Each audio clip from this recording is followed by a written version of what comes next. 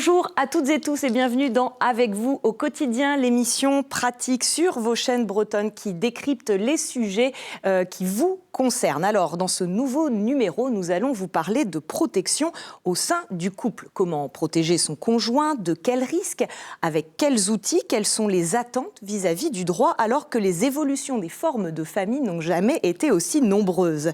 Nos invités sont notaires et sociologues. Ils nous attendent et nous retrouverons, comme chaque mois, la chronique de Vincent Lemay, ainsi qu'un reportage au sein d'une étude notariale. Avec vous au quotidien, c'est parti. Bonjour Claude Martin. Bonjour. Merci d'avoir accepté notre invitation. Vous êtes sociologue, directeur de recherche au CNRS et tout au long de votre carrière, vous avez travaillé sur les sujets ayant trait à la famille, que ce soit les politiques familiales, politiques de l'enfance, du grand âge. On va voir avec vous, entre autres, comment les relations au sein des couples et donc des familles ont évolué sur les dernières décennies. À côté de vous, nous avons Arnaud Bertrand. Bonjour. Bonjour. Vous êtes notaire à Pleven dans le Finistère. Alors la première question, elle est pour vous, Arnaud. Quand on parle de protection dans le couple, pour commencer, de quoi parle-t-on exactement ? Alors ce qu'il faut savoir, c'est que la protection, elle irrigue tout le Code civil et l'ensemble des lois en France. Si on se reporte à une définition de la protection, ça consiste à se prémunir contre certains risques, certains aléas de la vie. C'est une garantie également de ses droits. On peut se prémunir, on peut se protéger à l'égard de ses enfants, de ses proches. On peut également se protéger à l'intérieur du couple. Et là-dessus, le notaire va avoir un rôle très important. Et on se protège donc pendant l'union, mais pas que. Exactement. On va se protéger pendant l'union, mais également au moment de la dissolution de l'union, notamment par décès au moment de la succession. Claude Martin, votre constat à vous, c'est qu'aujourd'hui, il y a une demande de protection qui est vraiment accrue au sein des couples. À quoi c'est dû ? Il suffit de penser un tout petit peu à ce que représente notre futur pour comprendre qu'il y a une sorte d'inquiétude, de pessimisme, qui fait que le désir de se protéger mutuellement est accru, que ce soit d'ailleurs au sein du couple ou à l'égard de sa progéniture. Donc ça, c'est un phénomène, à mon avis, qui a pris beaucoup d'ampleur, et ça pose le rapport entre la collectivité, les pouvoirs publics, l'État, et les individus au sein des familles. Donc ça, c'est à mon avis une tendance très forte. On veut se prémunir du risque, en fait. Alors du coup, qu'attend-on de la loi, très concrètement, au sein des couples et des familles ? Je crois qu'on est en tout cas dans un univers qui a beaucoup changé si on compare avec ce qui s'est passé dans les années 70, dans la mesure où la cohabitation, j'ai l'honneur de ne pas te demander ta main, était une émancipation. On sortait de rôles prescrits, on sortait au fond d'une certaine conception de ce qu'était le rapport conjugal, alors qu'aujourd'hui, on voit qu'il y a une demande d'institution, une demande de protection. La meilleure trace ou preuve de ça, ça a été le mouvement pour faire advenir le PACS et toutes les formes de contrats d'union civile qui ont précédé le débat et l'adoption du PACS. En provenance d'ailleurs de couples homosexuels qui se sentaient littéralement spoliés par le fait d'être des étrangers juridiques l'un pour l'autre, alors que l'un disparaissant, ils avaient besoin de faire valoir au fond leur lien et de formaliser ce lien. Donc cette demande, c'est aussi une demande d'institution. Et de reconnaissance donc vis-à-vis de cette institution, et puis aussi d'attendre un traitement équitable quand il se passe quelque chose effectivement dans ce couple. C'est tout à fait fort en ce qui concerne justement l'équité homme-femme, puisque le monde que nous avons quitté, celui de l'après-guerre, était un monde dans lequel les femmes étaient au fond des mineurs, littéralement, au sein du droit civil. Et on a mis beaucoup de temps à révolutionner, on pourrait dire, le Code Napoléon, qui en faisait ces mineurs, qui ne pouvaient décider de rien, pas même d'avoir un compte bancaire qui leur soit propre, pas même de la résidence principale, enfin... Quand même, on vient d'un monde dans lequel c'était Monsieur Gagne-Pain qui a tous les droits et Madame au foyer qui est dépendante par le mariage de celui qu'elle a épousé. Et on va revenir après sur ces différentes évolutions depuis cette époque. Mais juste Arnaud, peut-être une réaction par rapport à ce qu'a dit Claude Martin. Dans vos études, vous voyez cette demande accrue de protection aujourd'hui des couples ? On a beaucoup de consultations et beaucoup de demandes d'informations, de renseignements sur, effectivement, par rapport à la protection pendant l'union et au moment de la désunion ou en cas de succession. C'est vrai que c'est une tendance de fond. Arnaud Bertrand, on parlait de ces évolutions il y a un instant et en introduction. Les situations donc, des couples, elles ont bien changé, beaucoup plus d'unions libres, beaucoup plus de divorces. Est-ce que tout ça, c'est de nature finalement à bouleverser cette notion de protection ? Et du coup, comment s'en saisissent les hommes et les femmes de droit que vous êtes ? Nous, si vous voulez, on est confrontés à vraiment cette évolution du couple et de la famille et les outils juridiques qui existent, notamment dans le Code civil, s'adaptent bien aux différentes configurations familiales qu'on peut avoir. On va traiter à la fois de couples de concubins, avec un degré de protection qui va être relativement faible, mais sur lequel on va quand même proposer des solutions. On va traiter des couples de pacsés en leur exposant comment optimiser leur protection, c'est donc le degré intermédiaire de protection. Et puis on va avoir des couples qui vont se marier, et là on est vraiment dans le degré maximum de la protection et on va pouvoir faire preuve de créativité, d'innovation juridique. Oui, parce que là, il va falloir aussi gérer le patrimoine. Et par exemple, quand vous parliez du PACS tout à l'heure, c'est souvent assorti d'un testament pour aussi assurer une protection accrue. Exactement. Le PACS, donc à ce niveau intermédiaire de protection, doit être assorti d'un testament pour permettre aux partenaires du PACS d'hériter en cas de décès. Claude Martin, ces évolutions, vous en avez touché un mot, elles sont certaines depuis le sortir de la guerre. Ça a fait d'ailleurs l'objet de beaucoup d'heures de cours, des enseignements que vous avez dispensés. Est-ce qu'il y a quand même des faits marquants à noter, à identifier dans l'évolution des familles, peut-être l'évolution récente ? Oui, je le disais un peu tout à l'heure, on peut se le représenter très vite quand on pense simplement à nos propres parents et grands-parents. Quelles étaient les conditions dans lesquelles ils ont fait famille ? Quelles sont les conditions dans lesquelles j'ai fait famille ? Quelles sont les conditions dans lesquelles mes propres enfants vont faire famille ? Et là, on perçoit que tout a bougé. Ça conduit d'ailleurs à imaginer une autre façon de penser les changements familiaux. En fait, la famille s'adapte. C'est vraiment une structure un peu vivante et on pourrait dire qu'elle absorbe, selon le contexte, des contraintes nouvelles. Donc pour moi, la famille change tout simplement parce que tout change autour d'elle. Les conditions de travail, les horaires de travail, la mobilité, l'environnement physique, matériel, tout a bougé. Et évidemment, en ce sens, ce n'est pas surprenant que la famille change. Il faut qu'elle s'adapte. Et parmi les éléments majeurs, il y a bien sûr le travail des femmes. Ça, c'est une révolution énorme qui crée les possibilités pour elles d'avoir des droits propres en matière de protection sociale. Ça n'est pas anodin. Si on se tourne du droit civil vers le droit social, on réalise un changement absolument majeur. Et puis on voit du coup aussi cette émancipation qui rend les unions par anticipation plus vulnérables, puisque d'une certaine manière, l'amour n'est pas le meilleur ciment possible pour les couples, puisque l'amour passe et le couple peut survivre au désamour, mais avec peine. Donc ça n'est pas un ciment suffisant, d'où cette demande d'institution et de protection mutuelle. On va parler des outils et de comment la loi peut donc s'adapter en matière de protection. Mais avant cela, on va faire un coup de projecteur sur un dispositif qui est bien connu, le contrat de mariage. Il en est question donc dans ce reportage qui est signé Laura Rochette et qui s'est rendu dans une étude notariale à Rennes. Bonjour. Bonjour. Vous allez bien ? Bonjour. Bonjour madame. Aujourd'hui, Maître Paulet reçoit ses clients pour un changement de régime matrimonial. Selon les étapes de la vie d'un couple, des modifications sont parfois nécessaires. Anciens chefs d'entreprise, Raymond et Jeannette, aujourd'hui retraités, ont opté pour différents contrats au fil des ans. Quand nous sommes mariés avec mon épouse, nous étions en communauté de mariage. Après, nous avons opté pour une séparation de biens à une époque, pour les besoins de protéger une partie du patrimoine. Et aujourd'hui, on a choisi le contrat de la communauté universelle.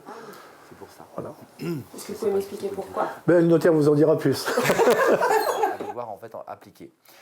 Alors le principe en fait d'une communauté universelle, ça vise en fait une protection excessive ou optimale, si on peut dire d'une certaine manière, du conjoint, en ce sens que on réunit en fait leur patrimoine, on fusionne le patrimoine de monsieur, le patrimoine de madame, tout ce qu'ils pourraient recevoir à terme, même en fait après s'être mariés sous ce régime-là, dans le cadre de leur vie par des successions ou autre chose, et ce qui permet après ou de transmettre la totalité au survivant ou de lui permettre de choisir ce qu'il voudrait récupérer lui. Faites ça et là du coup, et si le couple souhaite toujours se protéger l'un l'autre, ils veulent aussi favoriser leurs 3 enfants. C'est de faciliter ou la vie du conjoint ou celle des enfants, ou éviter aussi que le côté fisc finalement ne coûte trop cher aussi en fait aux héritiers. Donc c'est vraiment un petit peu en fait anticiper toutes les choses en fait pour mieux vivre le décès qui par définition en fait n'arrive jamais au moment où c'est prévu. Donc en fait si déjà on a anticipé certaines choses, ça permet de se mettre déjà peut-être un petit peu à l'abri ou d'avoir des sommes importantes en fait à payer de droits de succession ou quoi que ce soit, de vendre des choses un peu à la va-vite. Donc voilà, l'anticipation c'est toujours en fait nerf de sûreté. Voilà, je vous souhaite une excellente fin de journée. Merci, à bientôt. On voit toute la confiance de ce couple dans leur notaire, Arnaud Bertram. C'est vrai que sur ces questions-là, il faut vraiment prendre conseil parce que c'est très technique, en fait. En la matière, le notaire est vraiment le conseil des familles.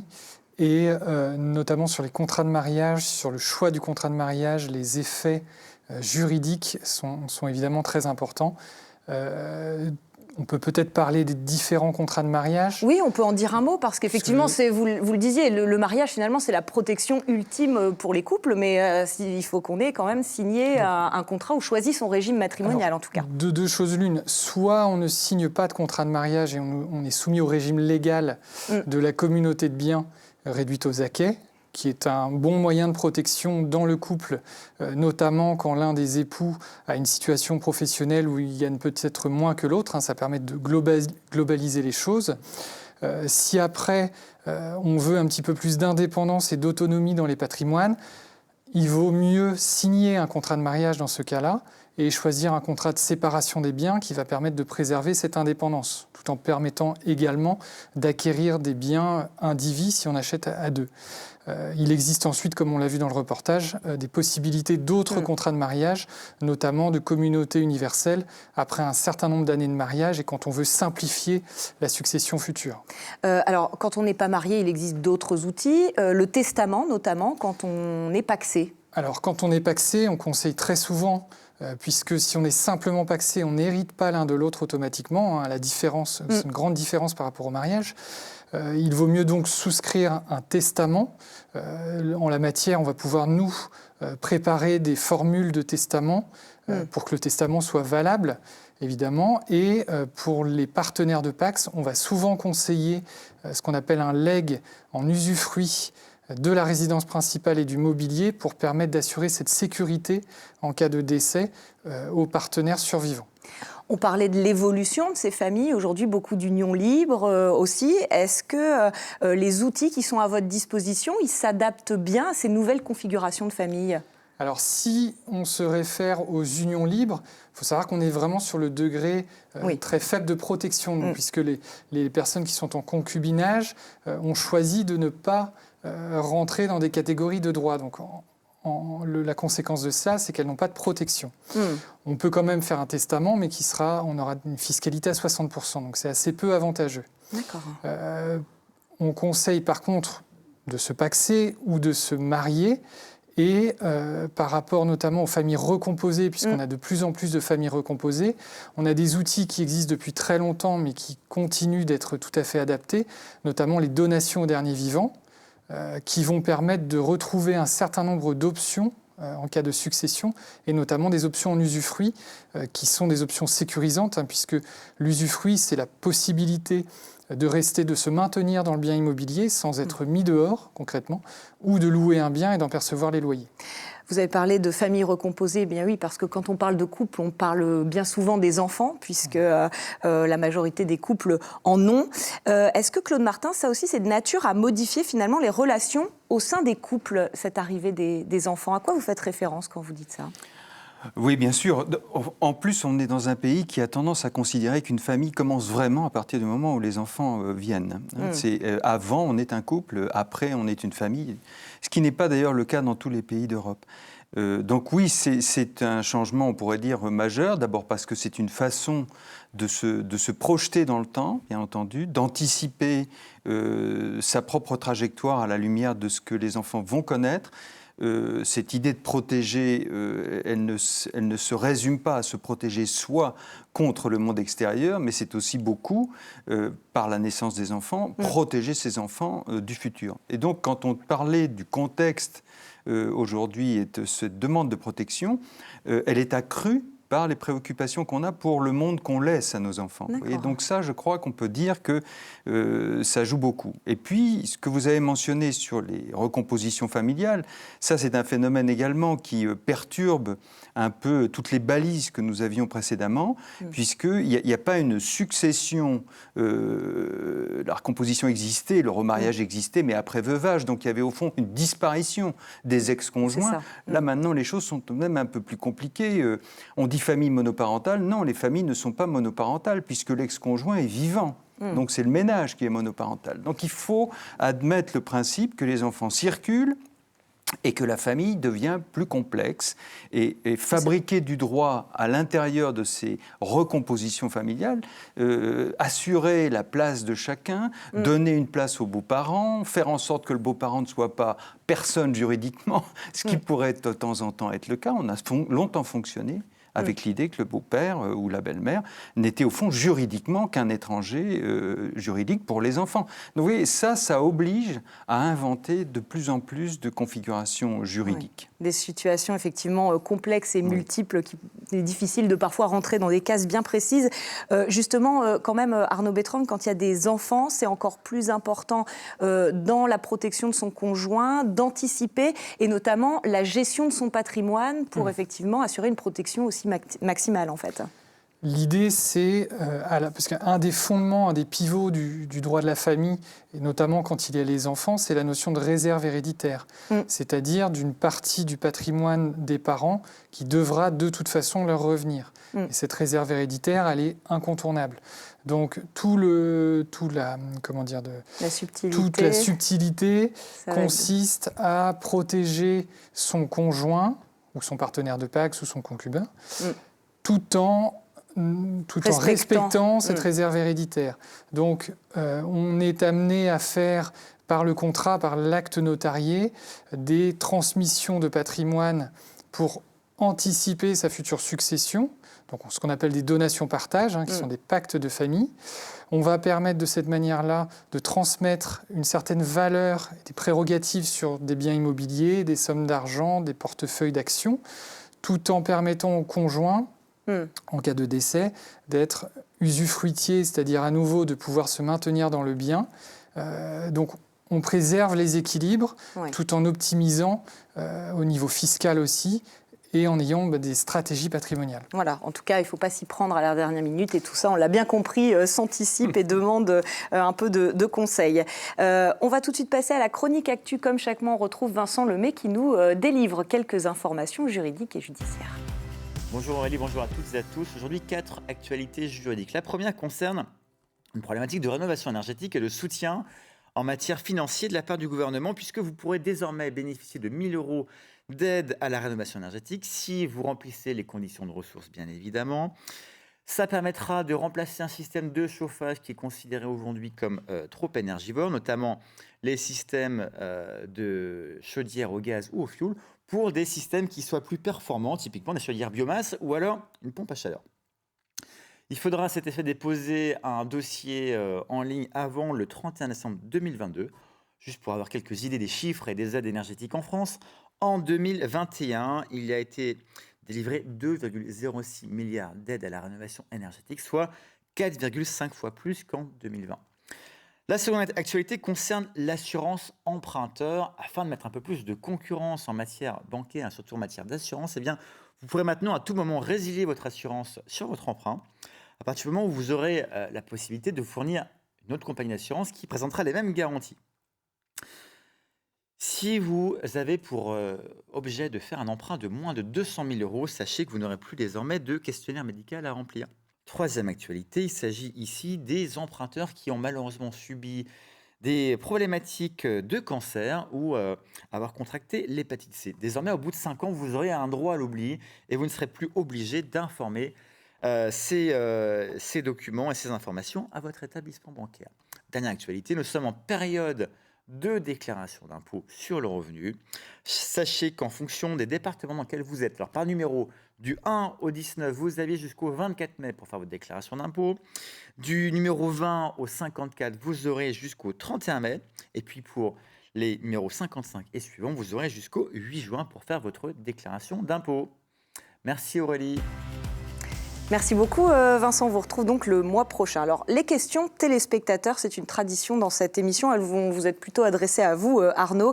Je suis en couple avec mon conjoint depuis bientôt 10 ans, nous avons construit ensemble, nous avons une petite fille. Quelle démarche dois-je effectuer pour qu'on se protège mutuellement et nous ne souhaitons actuellement pas nous marier?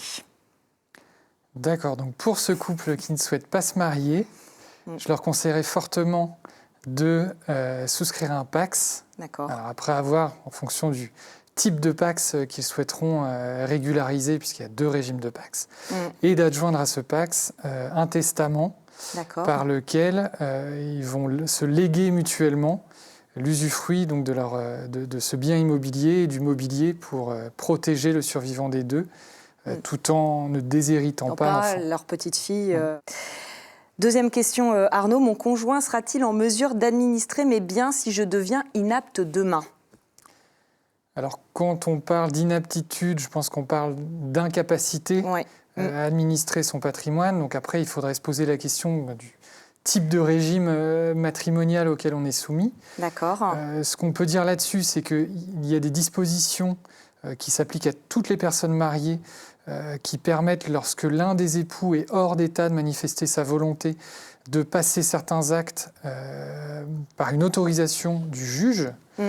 Pour le reste, on peut également prévoir entre époux, lorsque l'un est incapable juridiquement, des mesures de mise sous protection judiciaire, que ce soit de tutelle, de curatelle. Et il existe également des mesures d'anticipation, donc avant que l'on soit incapable ou inapte, que sont notamment le mandat de protection future. Dernière question Arnaud, si vous voulez bien. Je me sépare de mon conjoint, nous avions fait un testament. Comment modifier ce testament déjà écrit, très rapidement? Alors, par rapport à cela, je pense qu'il y a 2 solutions possibles. La première, c'est de contacter le notaire chez qui, normalement, le testament est déposé pour retirer ce testament et le supprimer, donc le détruire. La deuxième possibilité, c'est de rédiger un nouveau testament qui va venir révoquer toute disposition testamentaire antérieure. Et donc, par ce biais-là, on va pouvoir supprimer ce qui a été fait. On arrive au terme de notre émission, messieurs. Un très rapide tour de table peut-être pour conclure. Claude Martin, en tant que sociologue, quand on parle de protection mutuelle, vous pensez tout de suite, vous faites le lien avec la protection sociale. Ça veut dire quoi, très, très rapidement? Oui, c'est exactement le principe même de la protection sociale, la protection mutuelle contre les risques de l'existence, sauf qu'on n'est plus à une échelle familiale, on est à une échelle collective, ça peut être le collectif de travail. Donc c'est l'idée que nous sommes tous confrontés à des aléas de l'existence et qu'on peut, la maladie, l'incapacité, bientôt peut-être un jour la dépendance ou la perte d'autonomie, on peut estimer que c'est un risque que nous partageons et que nous pouvons mutualiser. Et là, l'échelle, elle est nationale, c'est pas la même, mais je crois que ça a beaucoup d'impact aussi sur les questions qu'on a abordées, qui est l'échelle de la famille ou du couple. Et c'est un sujet sur lequel vous travaillez, je crois, au sein d'un groupe de travail tout à fait passionnant. Arnaud Bertrand, peut-être votre conseil en matière de protection pour terminer? J'insisterai en matière de protection sur la notion d'anticipation. Parce que dans nos offices notariaux, on reçoit malheureusement trop souvent des clients qui n'ont pas suffisamment anticipé et du coup l'aléa de la vie ou l'incident ou l'accident est survenu et malheureusement parfois c'est trop tard. Donc sur cette notion d'anticipation, dans les offices notariaux on reçoit gratuitement pour des consultations juridiques et patrimoniales, donc ça permet toujours de faire un point, savoir si tout ce qu'on a fait est à jour ou s'il y a besoin de faire de nouvelles choses.